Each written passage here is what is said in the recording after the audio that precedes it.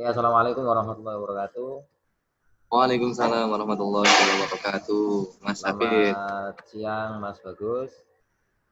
selamat siang. Kalau di sini ada yel-yel kalau di Sandakan ini, Mas Hafid. Kalau selamat Gimana? siang, bilangnya selalu semangat pagi, gitu. Oh, selalu semangat pagi. Oke. Ya, Ini kali ini MSH Indonesia nanti akan berbincang-bincang langsung dengan Mas Bagus. Ini langsung dari Malaysia, Mas ya. oke, Dari betul Mas Malaysia. Hafid, siap. Dari mana? Sabah ya, dari Sabah ya. Di Sabah, tepatnya di Sabah, terus di Sandakan, wilayah Sandakan, Telupit, Tongot. Nah, itu detailnya. Mas Bagus ini nanti akan menjelaskan bagaimana strategi pembelajaran di sana selama pandemi ini. Karena memang kalau kita lihat kalau di Kota Malang itu kalau kita mengatakan mungkin bisa dikatakan efektif bisa mengikuti yang namanya eh, mungkin moda daring yang hari ini sedang diharapkan oleh pemerintah, namun tidak menutup kemungkinan ya di Malaysia, tapi kondisinya kalau di Sabah itu kira-kira nanti bagaimana, sehingga metode strategi yang digunakan oleh teman-teman yang ada di sana dalam mendidik anak-anak para TKI terkhususnya ya, para anak-anak TKI itu kira-kira Ya, betul. bagaimana sehingga nanti pembelajaran di sana itu Ya, memang benar-benar sebelumnya efektif. sebelum pandemi COVID ini, Mas Hafid, kalau misalnya saya boleh cerita dari awal nih, kita ini menggunakan sistemnya itu karena ruangannya terbatas. Jadi ini anak-anak Indonesia dari Sabang sampai Merauke kemungkinan ada juga di kelas saya. Jadi ruangannya sedikit. Jadi kita menggunakan sistem pembelajaran itu waktu itu luring secara langsung dengan sistem multigrade dan multiclass. Jadi di mana kita dalam satu ruangan itu kadang gurunya atau cikgunya ini mengajar sekitar 2 atau 3 kelas dengan mata pelajaran yang berbeda. Itu berjalan sampai bulan Maret 2020 dan akhirnya masih ingat itu di ingatan kita tanggal 15 Maret itu ada pandemi COVID yang dimana seluruh negara itu adalah menetapkan sebagai sebuah wabah virus yang melanda dunia. Pemerintah Kerajaan Malaysia di sini selaku pemerintah di sini, kita walaupun pemerintah Indonesia ikut kurikulum di Indonesia, tapi kita aturan dan sebagainya ini ikut PJJ dari Oh Kerajaan ya. Malaysia. Jadi libur untuk kurun waktu sekitar 1 bulan. Itu namanya namanya PPK apa saya lupa. Jadi ada 3 tahap itu Mas Hafid. Jadi yang pertama itu pergerakan kawalan. Setelah itu diubah lagi 1 bulan lagi karena masih ada cash yang banyak. Tapi cashnya ini beda. Kalau di Indonesia 1 hari mungkin 1.000. Kalau di sini Ah, mungkin cashnya 1 hari nggak sampai nolnya nggak sampai 2. Jadi mungkin 90 sebagainya. Tapi pemerintah Malaysia ini tidak mau kecolongan. Jadi semua sekolah ditutup dan menggunakan sistem daring. Nah, sampai akhir eh, bulan Juni itu sistem menggunakan sistem daring. Yang kita gunakan yaitu Google Classroom, mungkin sama dengan yang di Indonesia. Ada kita namanya forum pokoknya belajar. Nah, itu memang pencetusnya orang Jawa, jadi tetap ah, kita menggunakan Google Classroom di situ dan siswanya bisa terkumpul lebih banyak, bukan hanya di sekolah yang saya ajar, jadi di seluruh Sabah. Sekitar siswanya 200-300 siswa dari semua elemen sekolah di situ, atau di sini sebutnya CLC, Community oh, Learning Center, seperti itu Mas David. Ya, dan setelah itu ada forum lagi, itu IHT. Jadi IHT ini produknya dari Sekolah Indonesia Kota Kinabalu. Kita akan induknya Sekolah Indonesia Kinabalu, kita membuat aplikasi namanya IHT. Jadi di situ guru-guru dapat mengambil materi dan sebagainya dari IHT, lalu di-share ke siswanya berbentuk aplikasi bersama dengan YouTube. Jadi dari oh gitu. kita recorder seperti itu nanti ditangkap oleh siswanya. Ada juga metode offline. Saya bilang kenapa offline, karena WhatsApp ini sifatnya bisa di-download. Jadi walaupun ya, kita cari dulu jaringan, ya kita sadari semua siswa saya ini, kita semuanya yang di sini ini tidak tidak memiliki akses internet yang cukup baik semua. Jadi dia juga yang harus berjuang dulu ke bukit untuk mencari sinyal di ladang-ladang sawit, untuk mencari sinyal Jadi di-download di sana, nanti itu dia pulang dan menggunakan sistem offline tadi yang sudah di-download sama dia. Lalu dia mengerjakan. Itu bertahap sampai bulan Juli. Akhirnya Juli awal, saya masih ingat itu waktu pembukaan pembelajaran tahun ajaran baru 2020-2021. Di situ pemerintah Indonesia dan pemerintah Malaysia, karena dilihat dari cash di masyarakat di Malaysia ini sedikit, sudah COVID-nya sudah mulai menurun, jadi ditetapkanlah menggunakan sistem luring atau bertemu secara langsung, namun dengan syarat-syarat yang wajib dipenuhi, Mas Hafid. Banyak sekali yang kita penuhi dulu sebelum terbuka sekolah. Yang pertama adalah kesanggupan orang tua menyediakan syarat-syarat tentang kesehatan. Contohnya menggunakan masker setiap saat, menggunakan cek suhu, dan menggunakan tisu basah, sama selalu cuci tangan dan menggunakan hand sanitizer. Nah, dan kita sebelum membuka sekolah itu menyiapkan tentang jarak-jarak sosial. Jadi nanti ada mungkin nanti dokumen yang boleh Mas Hafid nanti lihat bagaimanakah prosedur kita pembukaan sekolah pada waktu itu. Jadi ada garis panah, terus satu meja itu jaraknya 1 meter 1 meter, nggak boleh berjarak terlalu dekat. Jadi kita menggunakan 3 sesi. Sesi pertama di sekolah kami di CLC Ladang Tongot ini buka pada jam setengah 8 sampai jam 9.30. Sesi kedua 9.30 sampai jam 12, Mas Hafid. Nah, di sekolah saya ini alhamdulillah sudah ada SMP, walaupun cuma SMP kelas 1, ini masuknya mulai jam setengah 2 sampai jam setengah lima sore atau petang kalau di sini. Jadi kita menggunakan 3 sesi, jadi setidaknya jarak-jarak sosial masih terjaga dengan baik. Dan kami di sini itu himbau anak-anak tidak banyak keluar kelas, jadi kita tetap di dalam kelas. Istirahat kita minimalisir dengan makan bersama. Jadi walau itu istirahat, mereka membawa bekal sendiri-sendiri, kita makan bersama di situ. Setelah itu kita belajar lagi sesaat, lalu mereka pulang bergantian shift 2 dan seterusnya kan ke shift ketiga sampai sekarang. Seperti itu, Mas Hafid. Nah, kalau dibuat sistem shift kayak gitu, kalau boleh saya katakan sistem shift ya, 3 shift ya kalau itu ya. Apa istilahnya, dengan kelas yang sama atau bagaimana ini? Ya, karena di sini itu sistem saya tanyakan lagi karena ini kan cabang dari Sekolah Indonesia Kita yang baru, jadi kita ini cabangnya. Jadi CLC Ladang Tongot ini yang membangun pun dari ladang. Jadi ini sekolah yang membuat ladang, bukan dari negara. Kan negara tidak boleh membangun wilayah ataupun bangunan atas dasar kenegaraan. Jadi kita kerjasama dengan ladang membuatkan sekolah. Jadi ladang menyanggupkan hanya 2 ruangan. Jadi segitu banyaknya siswa kita ditampung dengan hanya 2 ruangan. Jadi kita berputar giliran. Jadi saya ada satu guru pamong. Di sini ada 2 namanya, guru pamong dan guru bina. Jadi guru pamong ini guru asli tempatan, yang dimana dia orang Indonesia juga boleh, ada juga yang dari orang Malaysia sini yang ditugaskan ladang, yang dibayar ladang untuk mengajar anak-anak Indonesia di sini, seperti itu, Mas Hafid. Jadi kita nanti rolling seperti itu, nggak tetap di satu kelas itu, tapi kita rolling. Makanya yang saya katakan di sini itu menggunakan sistem multigrade dan multi kelas, karena memang satu kelas terdiri dari kadang kelas 1, kelas 3 sama kelas 6. Satunya kelas 2, kelas 4 sama kelas 5, seperti itu. Ada juga tadika di sini, tadika A dan KB mulai dari umur 5 tahun sampai 6 tahun. Jadi memang alhamdulillah di sekolah kami ini CLC Ladang Tongot sekitar 40 siswa saja yang berbagai jenjang. Itu sampai SMP kelas 1. Ya, seluruh siswa itu dari teman-teman anak-anak TKI atau bagaimana? Atau mungkin ada dari orang warga sekitar yang memang asli orang Malaysia sendiri? Siap.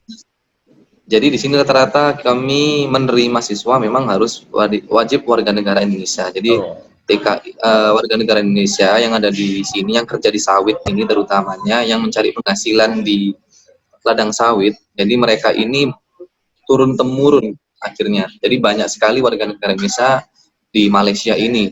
Karena kenyataannya kita tahu bahwa warga negara Indonesia di Malaysia mungkin kebanyakan sebagai di sana buruh restoran, sebagian enggak. Kalau di tempat kami ini sebagai penyambit ladang. jadi penyabit buah sawit seperti itu. Dan kebanyakan memang dari warga negara Indonesia. Ada juga dari warga negara lain, contohnya dari Filipina dan warga negara lain. Ini atas dasar kemanusiaan. Sebenarnya kami itu wajib menerima mereka, namun untuk ijazah dan sebagainya, karena dia bukan warga negara Indonesia, jadi dia tidak mendapatkan sijil lah, tidak mendapatkan sijil. Kalau di sini sijil ijazah itu tidak mendapatkan ijazah baik SD ataupun SMP, karena membuat ijazah SMP itu wajib dari warga negara Indonesia. Jadi Kebanyakan di sini hanya Mas sebatas Hafid, orang tua untuk itu apa? Untuk belajar aja. ya untuk belajar saja. Jadi atas dasar kemanusiaan mereka bisa membaca dan menulis sampai kelas 6. Nanti kalaupun diminta surat tanda bahwa mereka pernah belajar, nanti kita buatkan. Tapi bukan terbuat dari Kementerian Pendidikan kayak kita sekalian ini. Nah, jadi khusus buat mereka, bahwasanya pernah merasakan pembelajaran pada waktu itu. Alhamdulillah di sekolah kami ada 2 warga negara Filipina, terus ada 1 warga negara tempatan. Maksudnya tempatan itu warga negara Malaysia yang memang dia tertarik atau mungkin dia juga ada keturunan Indonesia Malaysia, mungkin bapaknya juga Malaysia atau ibunya Malaysia, tapi ibunya Indonesia, salah satu Indonesia, tapi dia tertarik sekolah di Indonesia seperti itu. Ada 1 orang warga tempatan. Jadi ada 3 warga negara asing yang sekolah di Indonesia seperti itu. Maksudnya di sekolah kami di SLC Ladang. Oke, terus kita kembali ke kondisi pandemi. Ya, yang saya tahu Mas David. Ya.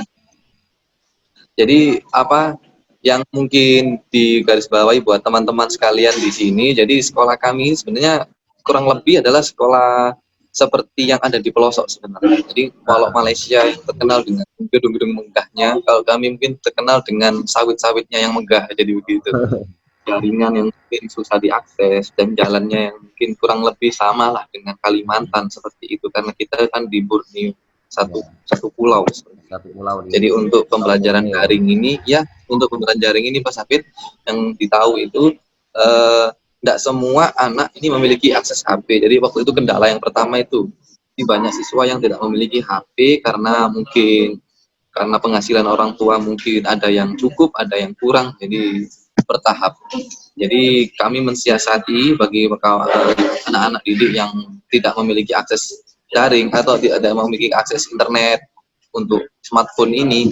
Jadi guru-guru di CLC kami pergi ke rumahnya mereka, home visit istilahnya. Jadi kita pergi ke rumahnya mereka, kita memberikan pembelajaran. Jadi sistemnya kayak kita pergi ke rumahnya secara personal. Jadi lebih kayak les begitu. Jadi waktu itu memang masa-masa pandemi itu memang sangat sulit bagi kami rasakan. Tapi alhamdulillah sekarang karena case di Malaysia tentang COVID ini semakin baik, jadi sekolah sedikit demi sedikit akan kembali normal. Seperti itu, Mas Hafid. Karena memang kalau kita lihat dari sisi penanganan ya, bahwasanya di Malaysia juga sempat lockdown itu lebih dulu daripada di Indonesia. Itu lebih awal ya, bahkan di sana itu berdasarkan informasi yang saya dapat, bahwasanya teman-teman yang ada di sana itu lockdown ya lockdown beneran gitu. Kalau kita bandingkan dengan di Indonesia ini ternyata lockdown juga nggak lockdown kan gitu. Jadi bahasanya ya boleh dikatakan lockdown, namun pada dasarnya aktivitas ini masih berjalan dengan sebagaimana mestinya, meskipun tidak seperti biasanya. Nah, sehingga kalau boleh dikatakan bahwasanya di sana bisa lebih cepat, bahkan mungkin kalau istilahnya pembelajaran di sana apakah sudah menggunakan apakah masih daring atau sudah masuk bagaimana di Indonesia sampai hari ini, bahkan boleh dikatakan bisa nanti sampai akhir tahun masih daring juga. Kalaupun ada itu hanya baru beberapa, hanya untuk pilot project aja. Ya, oke Mas Hafid, terima kasih. Seperti yang saya katakan, tidak semua sekolah yang ada di Malaysia, terutama CLC ini cabang dari SIKK, tidak semuanya buka. Bagaimana cara membuka sekolah, yaitu harus memenuhi syarat-syarat SOP, standar operasional yang ditentukan oleh kerajaan Malaysia. Yang pertama yaitu dari kesanggupan dari orang tua untuk sekolah secara langsung, dengan syarat-syarat tadi membawa bekal, membawa masker, dan tetap melakukan standar operasional yaitu mencuci tangan selalu dan sebagainya. Apabila itu sudah ditandatangani oleh manajer ladang dan dijamin oleh dari Kementerian Malaysia, bahwasanya sekolah tersebut boleh buka. Alhamdulillah pemerintah Mungkin kita sedikit membicarakan kedua negara ini, Mas Hafid. Mungkin dari Malaysia ini, mungkin pemerintah negara Malaysia-nya bukan dari dilihat dari banyaknya warga negara. Indonesia itu mungkin 250 juta, atau Malaysia berapa. Tapi dilihat dari ketertiban di sini, mungkin kita boleh mencontoh Nah, sikap ketertiban warga negara Malaysia ini sangat luar biasa tertibnya. Jadi ketika Perdana Menteri membilangkan PKP, memang di semua tempat orang semua ada di rumah, tidak ada yang keluar. Sampai detik ini pun diberi kesempatan boleh kelonggaran untuk aktivitas, tapi tetap harus menggunakan masker. Di sini itu kalau bila keluar tidak menggunakan masker, dendanya Rp1.000, tak main-main. Jadi memang di sini itu sangat disiplin sekali masyarakatnya. Itu kunci utama. Ingat, seharusnya mungkin dicontoh oleh warga negara Indonesia, di mana kesesuaian antara masyarakat dan warga negara dengan pemerintah itu harus sinkron. Tidak boleh salah satu mengabaikan dan satunya peduli. Itu memang harus sinkron. Di sini ada 3 tahapan yang kemarin saya sudah sampaikan sama Mang Hafid, mungkin saya tadi terbata-bata. Yang pertama itu PKP, Perintah Kawalan Pergerakan, terus PKPB, Batasan Pergerakan, terus lagi PP, saya lupa yang terakhir itu. Intinya yang sekarang ini sudah mulai aksesnya sudah boleh bagus, boleh keliling-keliling, yang penting tetap menggunakan masker. Kalau misalnya tidak menggunakan masker, ketahuan oleh polis Malaysia, itu akan terkena denda sekitar Rp1.000. Jadi sangat luar biasa di sini, yang perlu dicontoh buat teman-teman kita sekalian, karena memang pemerintah dan masyarakat wajib sinkron apabila mengatasi masalah pandemi ini, karena Malaysia sudah berhasil untuk mengatasi COVID ini. Jadi sekarang alhamdulillah case di Malaysia mungkin cuma 12, 11, atau mungkin 9 atau 3 seluruh Malaysia itu satu hari. Jadi kita harus mencontoh tetangga kita, itu jiran kita. Oke.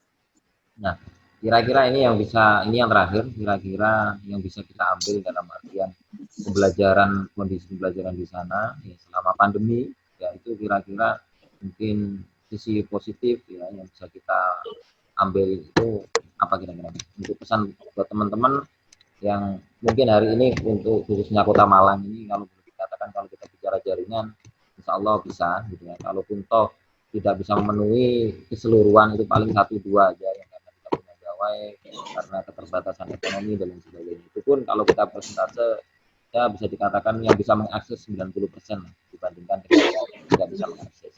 Itu pun insya Allah bisa terselesaikan dengan baik. Namun kalau kondisi di sana kan memang benar-benar kalaupun toh punya gawe dan sebagainya kayak yang tadi diceritakan bahwasanya untuk memperoleh sinyal saja meskipun punya kuota ya. Tapi kalau untuk memperoleh sinyal saja harus berjuang dulu, harus ke dataran yang memang bisa diakses oleh sinyal itu, yang ada sinyalnya itu. Nah, kira-kira bagaimana? Ya, silakan. Terus sekali. Mungkin saya boleh minta izin untuk promosi sedikit itu mungkin, Mas Hafid, ke kawan-kawan sekalian. Jadi buat kawan-kawan sekalian yang ingin mengikuti jejak kita sekalian ini, bahwasanya kita ingat, kita semua di warga negara Indonesia itu sesuai dengan undang-undang kita memiliki kesempatan yang sama dalam memperoleh pendidikan dan sebagainya. Yang kita tahu bahwa warga negara Indonesia itu banyak sekali di luar negeri, terutama di Malaysia.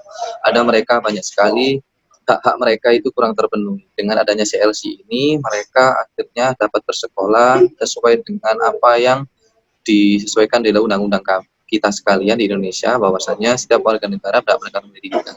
Baik kawan-kawan yang masih muda dan ingin memiliki semangat untuk mengajar dan untuk berbakti kepada negara, bangsa dan negara ini, mari ikut kegiatan kita sekalian dengan mendaftarkan di Kemendikbud terkait CLC ini, Sekolah Indonesia Kota Kinabalu, atau di SILN. Harapan kami semangat kalian yang luar biasa itu, kita sekalian bisa, adik-adik kita atau anak-anak kita yang ada di sini mendapatkan memperoleh kesempatan yang sama secara layak sama dengan warga negara yang ada di Indonesia. Seperti itu, Mas Pet.